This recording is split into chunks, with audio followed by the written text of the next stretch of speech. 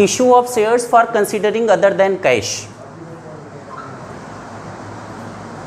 जब हम लोग शेयर्स इश्यू करते हैं, नॉर्मली इश्यू करते हैं, रोज हम पढ़ रहे हैं, तो जब नॉर्मली इश्यू करते हैं तो क्या आता है हमारे पास? पब्लिक से पैसा आ जाता है और क्या चला जाता है? मालिकाना हक उनके फेवर में ट्रांसफ़र हो जाता है, ऑनरशिप उनके फेवर में ट्रांसफ़र हो जाती है। अली, दुर्गेश, इस बात का सर्टिफिकेट हमारी कंपनी से उनके नाम का इश्यू कर दिया जाता है। लेकिन ये पैसा लेना, शेयर दे देना, मालिकाना हक उनको दे देना, ऑनरशिप उनको दे देना, उन्हें कंपनी में ऑनर बना लिया जाना, मेंबर बना लिया जाना, ये तो हम लोग पढ़ रहे हैं। और ये दो तरह से शेयर इश्यू कर सकते हैं, या तो रेट टू रेट या फिर रेट टू मोर, या तो रजिस्टर्ड वैल्यू पर ही या फिर रजिस्टर्ड वैल्यू से अधिक में। अगर रजिस्टर्ड वैल्यू पर इश्यू करते हैं तो हम कहते हैं इश्यूड एट पार, और अगर हम रेट से अधिक में इश्यू करते हैं तो क्या कहते हैं? Issued at premium. इतना तक तो ऑलरेडी डिस्कस्ड है। आज हम लोग पढ़ने वाले हैं कि अगर हम पैसे के अलावा, पैसा नहीं ले रहे हैं फिर भी शेयर इश्यू कर रहे हैं, क्या ऐसी कोई कंडीशंस हमने पढ़ी हैं? पैसा नहीं ले रहे हैं फिर भी शेयर इश्यू कर रहे हैं, क्या ऐसी कोई कंडीशंस हमने पढ़ी हैं? ठीक ठीक ठीक, मैं याद दिलाता हूँ। एक तो आपने बता दिया कि सर हम वेंडर्स को शेयर देते हैं। जब हम वेंडर्स को शेयर देते हैं तो सर हम पैसे नहीं लेते, हाँ कोई एसेट लेते हैं उनसे। ध्यान से सुनिए, एक मैंने और भी बताई थी, शायद आज आप भूल गए हैं। प्रोमोटर्स को शेयर देते हैं तो एक मैंने और भी बताई थी, शायद आप भूल गए हैं, अंडर राइटर कंपनीज को शेयर देते हैं। तो ये तीन ऐसे मौके हैं जो डिस्कस्ड हो चुके हैं कि तीन मौके ऐसे आते हैं कंपनीज में जब पैसा नहीं लेते फिर भी शेयर उन्हें ट्रांसफ़र करते हैं, फिर भी मेंबरशिप उनको ट्रांसफ़र करते हैं, फिर भी ऑनरशिप उन्हें ट्रांसफ़र करते हैं, उनको ऑनर बनाते हैं कंपनीज में। वे तीन मौके ऐसे कौन कौन से हैं? अंडर राइटर कंपनीज को शेयर दे देना, क्योंकि उसको अंडर राइटर कमीशन देना था, हमने उस कमीशन के बदले क्या दे दिया? उनको शेयर दे दिया।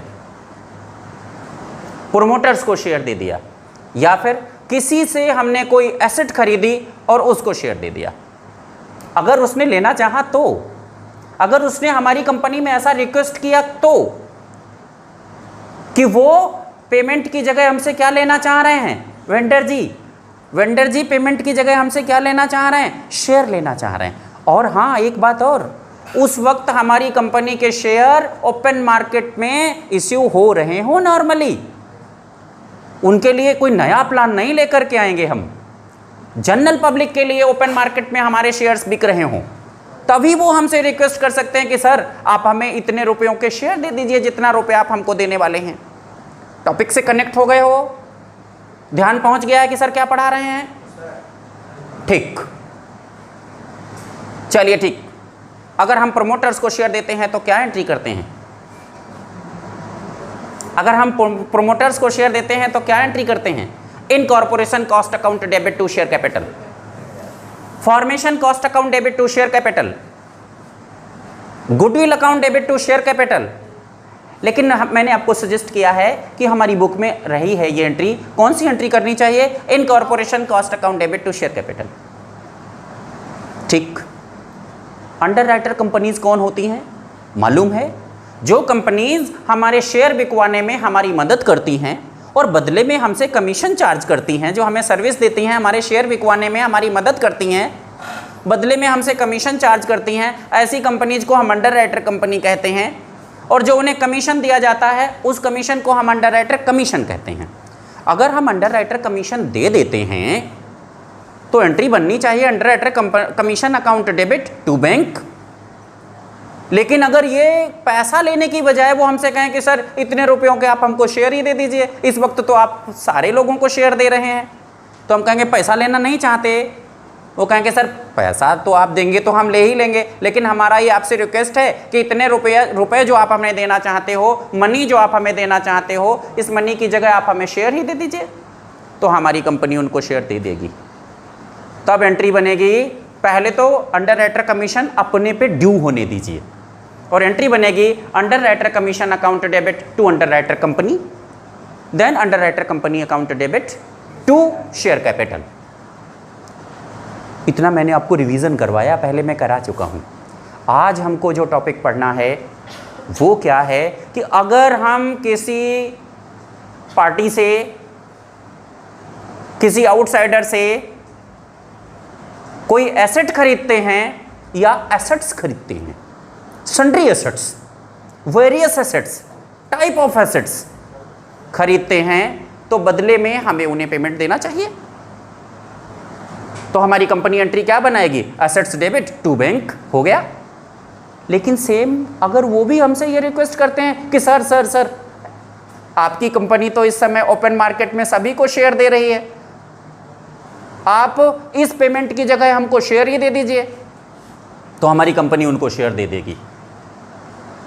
सबसे पहले एक काम करना चाहिए, being a student, being a accountant, हम लोगों को उनसे क्या खरीदा है वो एक एंट्री पास कर लेनी चाहिए, ताकि वो भी हमारे यहाँ क्रेडिट नोट हो जाएंगे और एसेट्स जो खरीदी है वो भी हमारे यहाँ नोट हो पाएगी। तो एक एंट्री बनानी चाहिए, assets account debit to vendor. अभी हमने वेंडर को वेंडर ही लिख दिया है, हमारे क्वेश्चंस में वेंडर कंपनी का नाम गिवन रहेगा, तो फिर हम यहाँ नाम लिखा करेंगे, राइट? ठीक, जो बच्चे ऑनलाइन पढ़ रहे हैं वो सुन पा रहे हैं? गुड, ठीक। कुछ पूछना रहे तो पूछ लेना बीच में। Assets account debit to vendor, एक इमेजिनरी अमाउंट हमने क्रिएट कर दी कि मान लिया हमने उनसे 99,000 की कोई एसेट खरीदी। बहुत ध्यान से सुनना है, 99,000 की कोई एसेट खरीदी। अगर हम उनको पेमेंट दे दें, अगर हम उनको पेमेंट दे दें तो एंट्री बनेगी vendor debit to bank account 99,000 done. और अगर पेमेंट की जगह वो हमसे शेयर मांग रहे हैं और हमारी कंपनी उन्हें शेयर दे रही है, तो फिर बैंक की जगह क्या लिख दिया जाए तो ठीक रहेगा? यहाँ लिख दिया जाए टू शेयर कैपिटल अकाउंट, ठीक रहेगा ना? लेकिन एक बहुत इंपॉर्टेंट लॉजिक आपको सिखाना है, बीइंग अ स्टूडेंट वो ज़रूरी है। अगर आपको समझ में आ गया तो फिर हमें आगे के क्वेश्चन सॉल्व करने में थोड़ी आसानी रहेगी। वो क्या? एक बात बताइए, और नरेशन में हमको लिखना भी चाहिए पड़ेगा, आपने जो बीइंग अ पेमेंट उन्हें शेयर दिए हैं वो कै रुपए का एक है और कितने दिए हैं?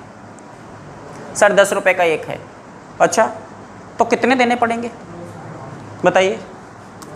अगर हमने उनको 99,000 पेमेंट देने के लिए 10 रुपये का एक सामान दिया है, एक शेयर दिया है, एक कोई चीज़ दी है, तो कितनी चीज़ें हमारे यहाँ से चली जाएंगी, कितने शेयर हमारे यहाँ से चले जाएंगे? 9,900। समझ में आया? यानी कि हम यहाँ जो एंट्री किए हैं उसमें नरेशन भी लिख पाएंगे, और अगर ध्यान से देखें तो ये 9,900 इंटू 10 ये अमाउंट आई है, और यहाँ भी अमाउंट कितनी आई है? 9,900 इंटू 10। डन? इतना समझ में आया? अगर हमारी कंपनी इस वक्त ये शेयर सर 10 का नहीं 11 में बेच रही है, प्रीमियम पर बिक रहा है, अच्छा प्रीमियम पर बिक रहा है, तो फिर तो हमें एक शेयर कितने में देना पड़ेगा? 11 रुपए का। अगर 10% मोर में हम शेयर बेच रहे हैं तो एक शेयर संपदा कितने का देना पड़ेगा बेटी? 11 रुपए का। और अब हमारे कितने शेयर चले जाएंगे?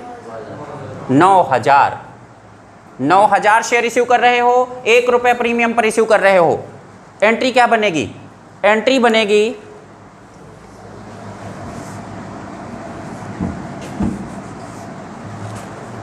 Vendor account debit to share capital to security premium reserve account. और अमाउंट करने में अब आसानी हो जाएगी आपके पास। आपने कितने शेयर दे दिए हैं सर? 9000 शेयर दे दिए हैं। 9000 इंटू 11, 9000 इंटू 10, 9000 इंटू 1। बताओ समझ में आया? अगर पेमेंट के तौर पर हम उनको शेयर्स इश्यू कर देते हैं और वो एट पार इश्यू कर देते हैं या एट प्रीमियम इश्यू कर देते हैं, तो दोनों ही कंडीशन में हम स्टूडेंट को सबसे पहले एक काम करना चाहिए, नंबर ऑफ शेयर्स पता कर लेने चाहिए कि आप कितने शेयर या डिबेंचर उसको इश्यू कर दोगे। ठीक है ना? हम उनको शेयर्स दे रहे हैं या डिबेंचर्स दे रहे हैं या कोई दूसरी सिक्योरिटीज दे रहे हैं। तो जो सिक्योरिटीज हम उनको दे रहे हैं वो यहां हमको लिखनी पड़ेंगी। तो सबसे पहले क्या पता होना चाहिए? नंबर ऑफ शेयर्स पता होने चाहिए, ताकि हम यहां अमाउंट्स लिखने में गड़बड़ ना करें। ठीक, एक लॉजिक तो ये हो गया। बताइए, ये बात समझ में आई? ठीक, एक बात और सिखानी है।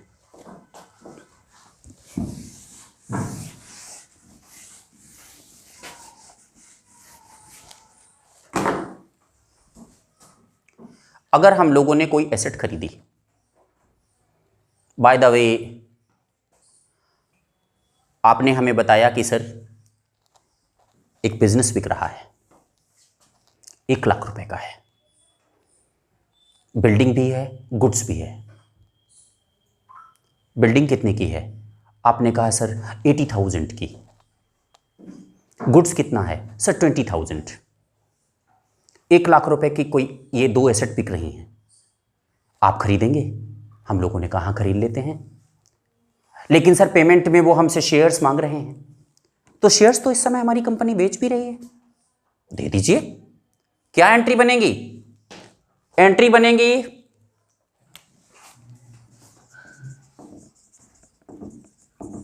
Building account debit, stock account debit, to vendor 80,000, 20,000। बताइए वेंडर को कितना देना पड़ेगा? 1 लाख। डन? इतना समझ में आया? ठीक। अगर वेंडर को हम पेमेंट में शेयर देंगे तो क्या एंट्री बनेगी? Sir vendor debit, vendor debit to share capital account. 1 lakh रुपए का उनको यहां शेयर दे दिया। इतनी बात भी समझ में आई? ठीक, एक सेकंड। जब आपने हमको बताया कि सर एक बिजनेस बिक रहा है, सर उनकी बिल्डिंग है 80,000 रुपीज की और स्टॉक है 20,000 का। हमने कहा ठीक है, बात कर लो, ले लो, हम लोगों को जरूरत है तो ले लो। जब उनसे बात की तो उन्होंने कहा कि सर 80,000 की बिल्डिंग है और 20,000 का स्टॉक है, आप ले लीजिए, लेकिन एक काम कीजिएगा, आप कहाँ रहते हैं? मैंने कहा हम लोग कहाँ रहते हैं, हम लोग तो तक्षशिला स्कूल से आगे जाएंगे, एक उनको प्लेस बताया कि वहाँ रहते हैं, ध्यान दीजिएगा। तो उन्होंने कहा सर एक काम कीजिएगा, तक्षशिला स्कूल के पास हमारा एक क्रेडिटर रहता है, आप उसको 30,000 रुपये दे देंगे प्लीज़। तो हम लोगों ने कहा कि अच्छा, तो आपको कितना देना है? हाँ सर, जितने की आप एसेट ले रहे हो, ध्यान दीजिएगा। मैंने कहा भाई हम आपसे 80,000 की बिल्डिंग ले रहे हैं, 20,000 का स्टॉक ले रहे हैं, तो आपको 1 लाख रुपए देना चाहिए। उन्होंने कहा हाँ सर बराबर 1 लाख रुपए दे देंगे। आप कह रहे हो 30,000 रुपए हम बीच में आपके क्रेडिटर को भी देते चले जाएं, ये जिम्मेदारी भी हम ले लें, तो सर आपको 1,30,000 देने पड़ेंगे क्या? उन्होंने कहा नहीं सर, ऐसा बिल्कुल नहीं कह रहे हैं हम, फिर आप हमको 70,000 दीजिएगा प्लीज। 30,000 रुपए एक क्रेडिटर है मेरा, उधर ही रहता है जहां आप रहते हैं, आप उसकी जिम्मेदारी ले लीजिए, और फिर आप हमको 70,000 दे दीजिएगा। यानी कि कह रहे हैं कि हमने 2 एसेट्स और 1 लायबिलिटी खरीदी। अब एंट्री कैसे बनेगी? एसेट तो डेबिट लिख ली, लायबिलिटीज तो हमेशा क्रेडिट होती हैं। तो अब एंट्री बनेगी टू क्रेडिटर 30,000 टू वेंडर 70,000। इतनी बात समझ में आई? अब अगर हम अपने वेंडर को पेमेंट देंगे तो कितने रुपए का पेमेंट देना पड़ेगा? 70,000। अगर अब हम अपने वेंडर को पेमेंट देंगे तो कितना रुपया उसको पेमेंट करना है? 70,000 दे दीजिए। देंगे तो vendor debit to bank. Sir वो तो शेयर मांग रहे हैं, तो vendor debit to share capital. Sir उस वक्त लेकिन हमारा शेयर प्रीमियम पे बिक रहा है, तो vendor debit to share capital to security premium reserve. कर पाओगे? हो जाएगा? समझ में आया? एक बात और, ये जो बिल्डिंग हम खरीद रहे हैं 80,000 की, 80,000 की बिल्डिंग कहाँ होती है? महंगी होती है। अरे सर ये अमाउंट्स तो हम लोग इमेजिनरी लेते हैं। हो सकता है जो 80,000 आपको दिख रहा है ऊपर लिखा हो अमाउंट्स इन करोर्स, 80,000 करोड़, अमाउंट्स इन लैक्स 80,000 लैक्स। तो अमाउंट पर टेंशन ना लो, अमाउंट छोटी है बड़ी है कोई बात नहीं, प्रोसीजर सीख लो। 80,000 की बिल्डिंग, 20,000 का स्टॉक, ध्यान देना, ठीक, हटा दो इसको। एक और सिचुएशन आपसे डिस्कस करते हैं।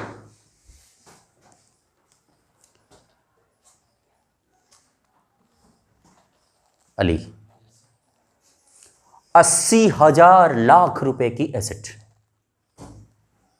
20,000 लाख रुपए का स्टॉक खरीद रहे हैं।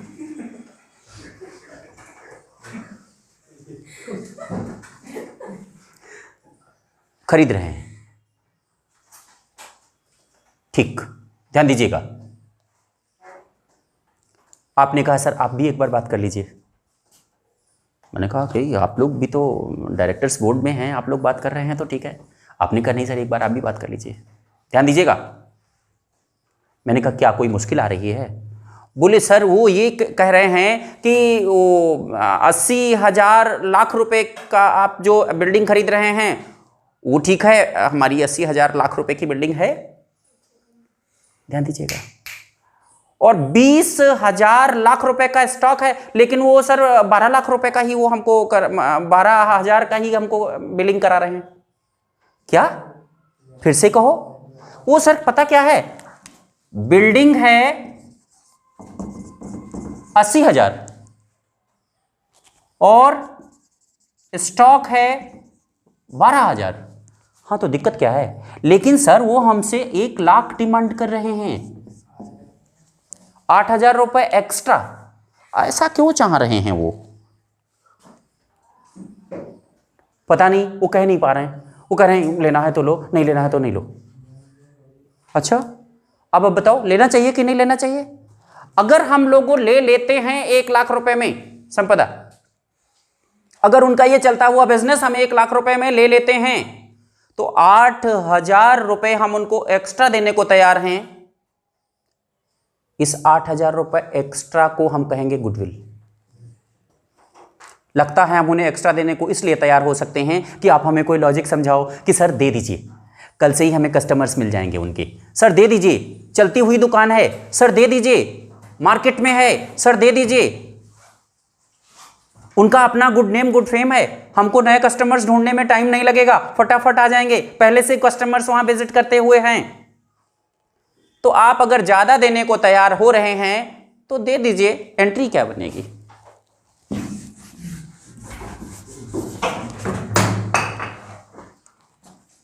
एंट्री बनेगी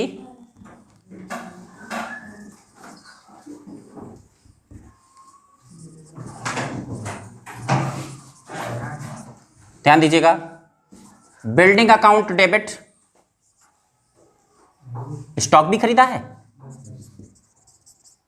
स्टॉक अकाउंट डेबिट डिस्टर्ब ना होइए, अभी क्वेश्चंस भी कराने हैं, बताने हैं। 80,000 stock account debit, 12,000 to vendor, 1 lakh. ध्यान दीजिए, building account debit 80,000, stock account debit 12,000, vendor हमसे मांगेगा 1 लाख, तो टू वेंडर में कितना लिख दिया 1 लाख। यहां लिखिए गुडविल अकाउंट डेबिट 8,000। बताइए समझ में आया? यानी कि एसेट्स की वैल्यू से अगर हम ज्यादा देने को रेडी होते हैं तो उस बैलेंसिंग फिगर को जो आप ज्यादा दे रहे हो उसको क्या बोलेंगे? गुडविल। बात समझ में है? वो कह रहे हैं सर 30,000 रुपये आप क्रेडिटर भी ले जाइए ना। हाँ हाँ हाँ, उसको भी तो लिखना है। अगर हम उनकी कोई एक आध लायबिलिटी भी लेते हैं तो फिर क्या करेंगे? क्रेडिट साइड में हमको यहां लायबिलिटीज भी लिखनी पड़ेगी। टू क्रेडिटर कितना 30। अब बताइए वेंडर के सामने कितना लिखना ठीक रहेगा? वेंडर का कितना हम पर बाकी है? 70। वेंडर को एज अ पेमेंट अगर हम एंट्री करेंगे तो अभी एंट्री बनेगी वेंडर डेबिट टू बैंक 70, और शेयर दे रहे हैं तो vendor debit to share capital 70, और सर शेयर दे रहे हैं लेकिन प्रीमियम पर दे रहे हैं तो vendor debit to share capital to security premium reserve, लेकिन कितनी वैल्यू के लिए? 70,000 के लिए। बात समझ में आ गई है? ठीक, एक बात और, टाइम है? हाँ अभी है, ध्यान से समझिएगा। आपने बहुत रिक्वेस्ट किया कि सर आप भी बात कर लीजिए। स्टोरी वही है कि सर इतना अमाउंट का हम लोग ये डील कर रहे हैं, एक बार आप बात कर लीजिए, मिल लीजिए। मैंने कहा ओके चलो मिलते हैं। ध्यान दीजिएगा, आपने कहा सर बस यहाँ से 2 किलोमीटर चलेंगे, 1.25 किलोमीटर, और वो पार्टी है, आप उससे बात कर लीजिए जिससे हम लोग ये डीलिंग कर रहे हैं। ध्यान दीजिएगा, हम लोग चले वहाँ पर, डायरेक्टर्स बोर्ड के 2-3 लोग मिलने गए, डील हुई। जब उन्होंने मुझे देखा तो मेरे जानने वाले थे पहले से। मैंने कहा ये हमारे साथ के लोग आए थे, आप ये सब बिजनेस और ये सब बेच रहे हैं, 80,000 रुपये का बिल्डिंग और 20,000 रुपये का स्टॉक, ये था। कितने का सामान था? 1 लाख का।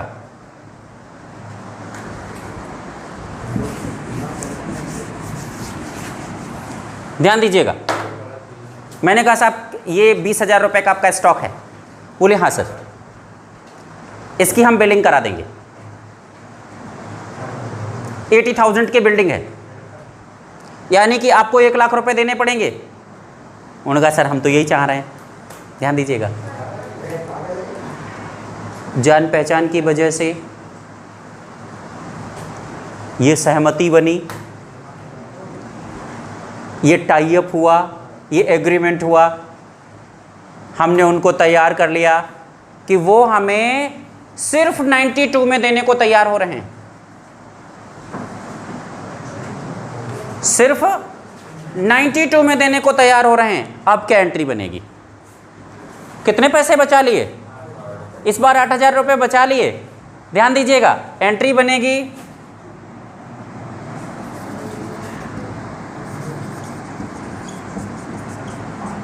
Building account debit 80,000, stock account debit 20,000, to vendor कितना देना है उनको? 92। ये जो 8,000 रुपये बचा लिए, इसका नाम होगा कैपिटल रिजर्व। स्पेसिफिक इनकम है, ऐसे स्पेसिफिक इनकम को हम लोग पहले भी पढ़ चुके हैं, कहाँ इकट्ठा करते हैं? कैपिटल रिजर्व में। ये नॉर्मल एक्टिविटी नहीं है, ये नॉर्मल एक्टिविटी से अर्न हुई इनकम नहीं है, तो फिर इसको कैपिटल रिजर्व में ले जाते हैं और यहाँ लिखेंगे टू कैपिटल रिजर्व अकाउंट। कितना बताओ, इतना समझ में आया? और सर वो कह रहे हैं कि 30,000 रुपये का उनका वो भी ले लीजिए क्रेडिटर, तो 30,000 रुपये के क्रेडिटर अगर हम यहाँ लिख देंगे तो फिर वेंडर को कितना देना बचेगा? 62। अब 62 पेमेंट, अभी तो 92 देना है, लेकिन अगर उनका कोई क्रेडिटर भी ले लेंगे, यहाँ लिख देंगे 2 क्रेडिटर्स, या कोई लायबिलिटी ले लेंगे तो 2 लायबिलिटीज, फिर देने को कितना बचेगा? उस जितना देना बचेगा उसके लिए हम उनको पेमेंट देंगे, और पेमेंट करने की एंट्री बनती है वेंडर डेबिट टू बैंक। और सर शेयर दे देते हैं तो vendor debit to share capital. और सर अगर डिबेंचर्स दे देते हैं तो वेंडर डेबिट टू डिबेंचर्स। और सर अगर बिल पेबल दे देते हैं, अरे तो vendor debit to bill payable. और सर चेक दे देते हैं तो vendor debit to bank. Cheque देने में क्या करते हो? बैंक करते हो ना। और सर पैसा ही दे देते हैं तो वेंडर डेबिट टू बैंक। और सर शेयर दे देते हैं, फिर वही बात, जो भी आप देना चाहते हो दे दीजिए। आप जो दे रहे हो उसको क्या लिख लीजिए? क्रेडिट। क्या लिखोगे? Vendor debit to bank, vendor debit to share capital, vendor debit to debentures. Debentures अभी नहीं पढ़ रहे हैं, अभी शॉप शेयर पढ़ रहे हैं, लेकिन डिबेंचर्स जब इश्यू करना पड़ेंगे तो भी ये टॉपिक आएगा कि हम कोई एसेट खरीद रहे हैं किसी से और पेमेंट में डिबेंचर्स दे रहे हैं, तो फिर अभी क्या लिख दे रहे हैं हम लोग? Vendor debit to share capital, फिर क्या लिख दिया जाया करेगा? Vendor debit to debentures. बात समझ में आई? ठीक। अब मैं छोटा सा आपका रिवीजन करा दूं। जब आज हम लोगों ने पढ़ना शुरू किया तो सबसे पहले सर ने बताया कि आज हम एक ऐसा टॉपिक पढ़ने वाले हैं कि बिना पैसे लिए शेयर इश्यू कर देते हैं। बिना पैसे लिए शेयर इश्यू करने के 3 केस हमें याद हैं। एक तो प्रोमोटर्स को ही शेयर दे देते हैं, एक अंडरराइटर कंपनी को शेयर दे देते हैं, और एक वेंडर को शेयर दे देते हैं। वेंडर को शेयर देने में सर ने केस बाई केस समझाया कि जब हम उनसे एसेट खरीदें तो एंट्री बनेगी एसेट्स डेबिट टू वेंडर, और शेयर दे दें तो vendor debit to share capital. दूसरा केस सर ने बताया कि जब हम उनसे एसेट्स खरीदें लेकिन ज़्यादा पेमेंट देने को तैयार हो जाए तो फिर बैलेंसिंग फिगर को क्या लिखोगे? गुडविल। एक केस सर ने यह भी बताया कि जब हम उनसे एसेट्स खरीदें और जितने की एसेट्स खरीद रहे हैं उससे कम ही उन पर उन्हें मना लें वेंडर को, तो फिर जितनी ये सेविंग्स है, बचत है, इसको क्या लिखोगे? Capital reserve. फिर अल्टीमेट हम लोग इश्यू ऑफ शेयर पढ़ रहे हैं, तो वेंडर का जितना पैसा हमें देना है, हमारे पे ड्यू है, उसको अगर आप पेमेंट देना चाहते हो तो दे दीजिए। उसके लिए हम लोग बार बार बोल रहे हैं कि अगर पेमेंट पैसे की फॉर्म में दे रहे हो तो टू बैंक, और शेयर की फॉर्म में दे रहे हो तो टू शेयर कैपिटल। बात समझ में आई? कल इसका प्रैक्टिकल करेंगे। डन? ठीक, ओवर नाउ।